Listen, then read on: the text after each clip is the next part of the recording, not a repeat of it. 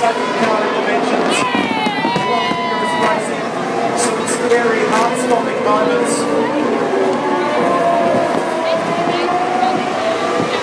What a brilliant race.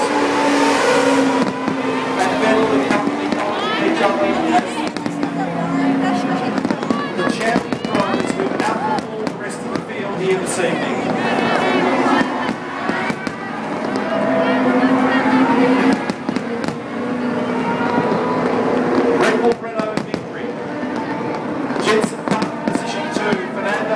Position 3, that would be your podium as Sebastian Vettel searches for the rough build-up on the edge of the track. The reason he's doing that is to try and put as much weight back on that tyre set to ensure that the car is at its heaviest for post-race sprint gearing. And now,